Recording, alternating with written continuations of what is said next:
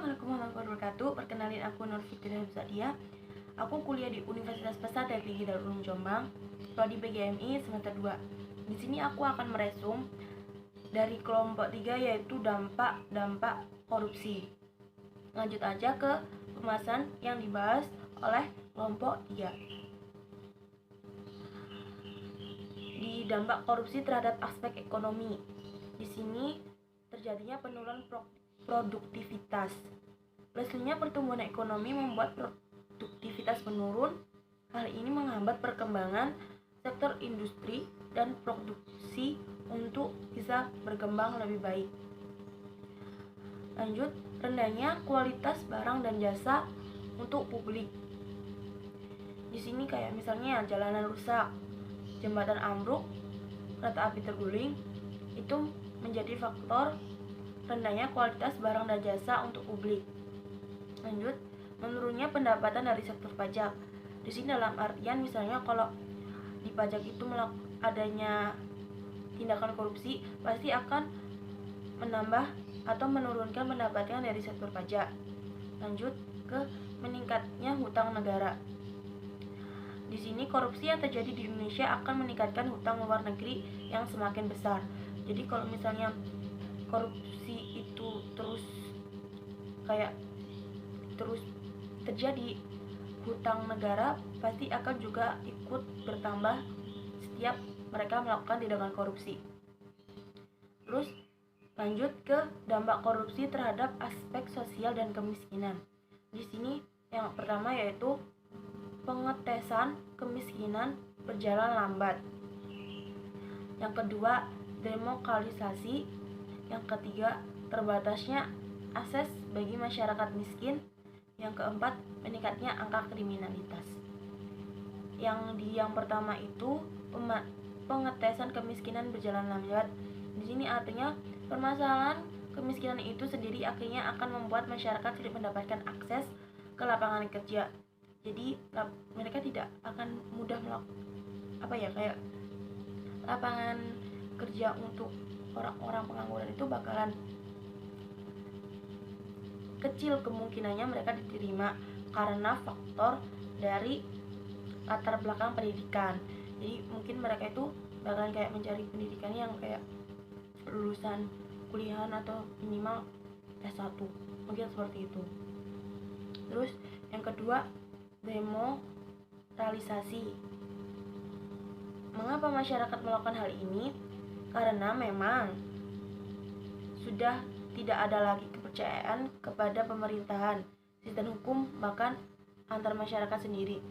Jadi masyarakat ini kayak tidak percaya lagi dan mereka akan melakukan tindakan individualisasi karena mereka tidak percaya lagi dengan aparat pemerintahan atau aparat penegakan hukum, karena ya itu tuh di faktornya karena mereka melakukan tindakan korupsi. Jadi di demokalisasi ini masyarakat menjadi individualisasi dan tidak mempercayai kayak orang-orang tinggi-tinggi atau penegak hukum. Terus yang ketiga, terbatasnya akses bagi masyarakat miskin. Akses untuk mendapatkan pekerjaan yang layak menjadi sangat terbatas, yang pada akhirnya masyarakat miskin tidak mempunyai pekerjaan dan selalu dalam kondisi miskin seumur hidup. Terus yang keempat, meningkatnya angka kriminalitas. Di sini korupsi dan kualitas serta kuantitas kejahatan sangat berkaitan. Prosiansinya, ketika korupsi meningkat, maka angka kejahatan juga akan ikut meningkat. Jadi kriminalitas dan korupsi ini tuh berdampingan. Kalau misalnya ada terjadinya korupsi meningkat, ya pasti kriminalitas juga akan meningkat. Terus lanjut ke dampak korupsi terhadap birokrasi pemerintahan. Yang pertama, runtuhnya otoritas pemerintahan. Yang dimaksud ini adalah salah satu indikasi besar runtuhnya etika sosial dan politik. Banyak kejadian suatu kelompok politik akan rela melindungi anggotanya dengan segala cara meskipun anggota tersebut jelas-jelas bersalah atau melakukan tindakan korupsi. Hal ini sangat melukai nurani masyarakat. padahal mereka adalah wakil rakyat yang seharusnya melindungi kepentingan rakyat. Jadi di sini runtuhnya otoritas pemerintahan itu, kalau misalnya pemerintahan itu tidak lagi kayak melindungi masyarakat rakyatnya, mereka malah melindungi orang yang melakukan tindakan korupsi tadi. Sebaiknya tidak seperti itu. Sebaiknya kalau dia benar-benar tahu orang itu melakukan tindakan korupsi, seharusnya kan dilaporkan atau jangan malah ditutup-tutupi. Itu malah akan menambah kayak dia juga pasti melakukan tindakan korupsi. Terus matinya etika sosial politik. Di sini menyelesaikan masalah dengan adil dan tanpa adanya unsur pemihakan. Seringkali harus mengalahkan integritasnya dengan menerima suap, iming-iming, maupun untuk memberikan kemenangan. Lanjut ke dampak korupsi terhadap politik dan demokrasi. 1.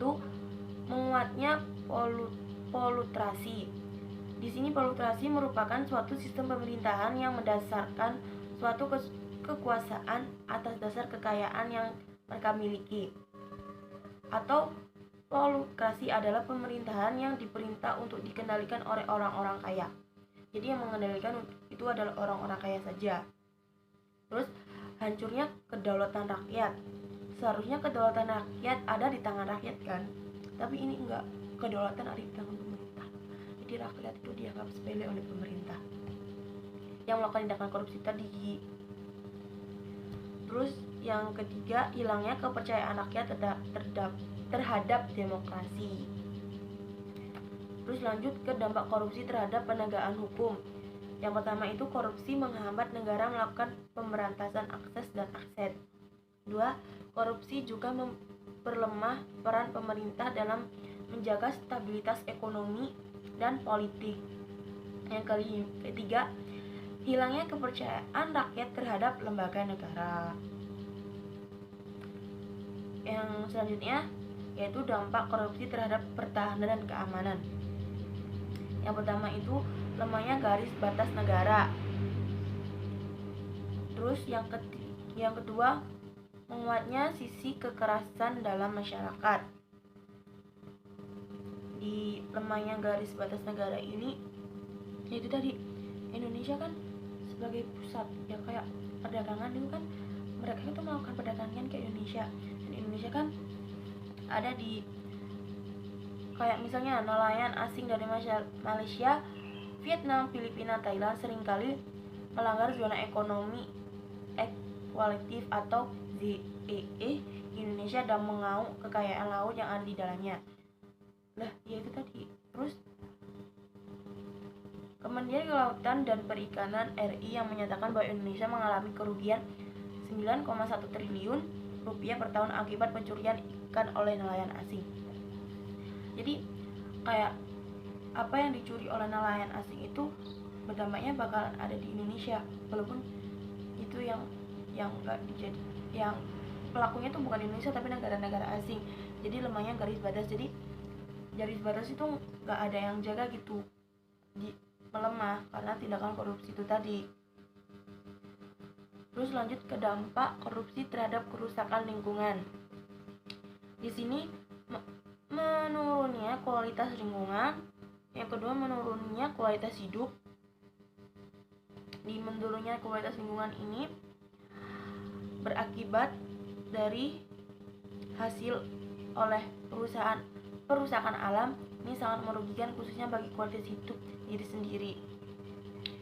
Belum lagi kerusakan lingkungan ini dapat menciptakan bencana yang sebenarnya dibuat oleh manusia, seperti banjir, terus tanah longsor, kekeringan, terus menurunnya kualitas air dan udara.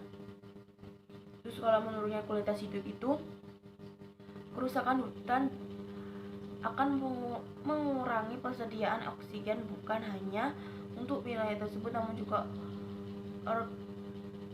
oksigen untuk bumi secara keseluruhan. Jadi kalau dampak korupsi terhadap lingkungan itu ada dua aspek, yaitu menurunnya kualitas lingkungan dan menurunnya kualitas hidup. Ya hanya itu yang bisa aku jelasin atau bisa aku resum dari kelompok 3. Sebenarnya sih aku kurang jelas di kelompok ini ya, soalnya waktu kelompok 3 nerangin aku nggak begitu memahaminya ya. Mohon maaf kalau tadi agak bulat sedikit penjelasannya ataupun kurang jelas ya, mohon maaf. Ambil sisi positifnya aja, ambil sisi yang menurut kalian baik untuk dipelajari, dan buang sisi negatifnya atau buang sisi yang menurut kalian tidak jelas. Oke, sekian dari aku. Sampai ketemu di video selanjutnya. Wassalamualaikum warahmatullahi wabarakatuh.